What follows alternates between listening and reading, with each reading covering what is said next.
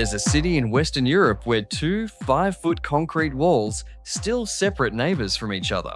Not in 1945, not during the Cold War, right now, today, in 2026. But here's what nobody tells you about Belfast. The people living on both sides of these walls voted to keep them standing. And the reason why will completely change how you see this city. This is Belfast, the capital of Northern Ireland, a city of 350,000 people that spent 30 years tearing itself apart in one of the most violent urban conflicts in modern European history. A conflict so brutal it's simply known as the Troubles. But walk through Belfast today and something doesn't add up.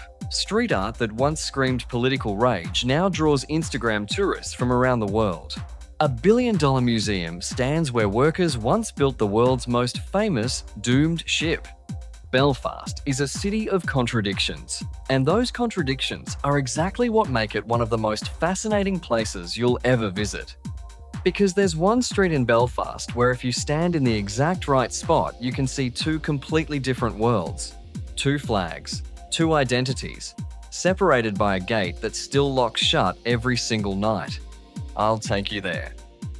But first, the story that built these walls. For 30 years, from 1968 to 1998, Belfast was a war zone. Unionists, who were predominantly Protestant, wanted Northern Ireland to remain part of the United Kingdom.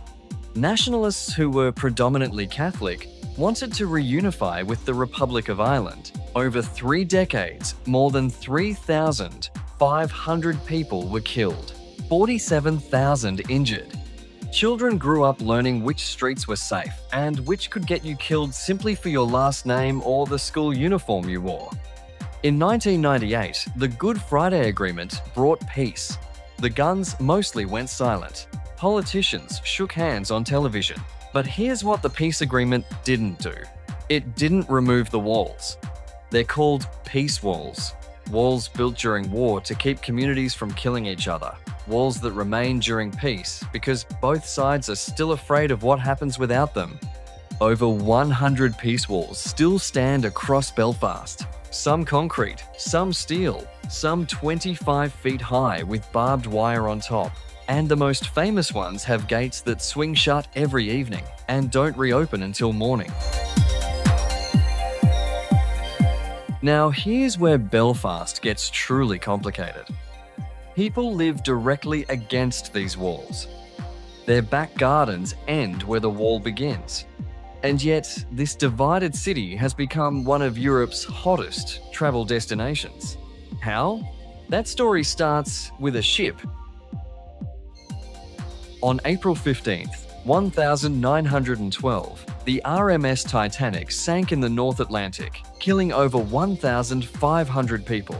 What most people don't realise is that the Titanic was designed and built right here in Belfast. The massive yellow cranes known as Samson and Goliath still tower over the city skyline. They've become Belfast's most recognisable landmarks.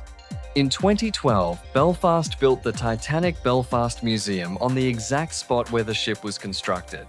9 interactive galleries take you from the shipyard floor to the ocean floor.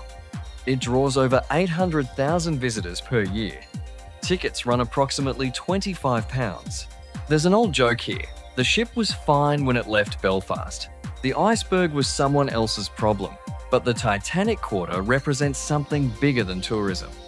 It represents Belfast's decision to stop hiding from its past and start monetizing its scars. And that decision to embrace the scars leads to the most controversial tourist experience in Belfast, one that divides opinion as sharply as the walls divide neighbourhoods. I'll show you that in a moment. But first, the murals. Belfast's walls aren't just concrete and steel. They talk. Massive murals cover the sides of buildings throughout working-class neighbourhoods. These aren't decorative street art. These are political statements painted directly onto people's homes. On the Loyalist Shankill Road, you'll find murals of masked gunmen and Union Jack flags. Walk 10 minutes to the Nationalist Falls Road and everything shifts. Irish tricolours, Bobby Sands, the hunger striker. Messages of solidarity with Palestine. These murals are living documents. They get repainted, updated, new ones appear overnight. The conflict isn't hidden in museums behind glass cases. It's painted on the walls of streets where children still play. The Black Taxi Tour. For approximately £30 to £40, a local taxi driver takes you through both sides of the divide. Falls Road, Shankill Road, the peace walls between them, the gates that still close every night. Your driver isn't reading from a script. There's someone who lived through the Troubles, who heard the bombs, who lost friends or family. The tours last 90 minutes, and they're the single most impactful thing you can do in Belfast. No museum, no documentary, no book will give you what 90 minutes in a black taxi with a Belfast local will give you. My honest take. Take the tour. Listen.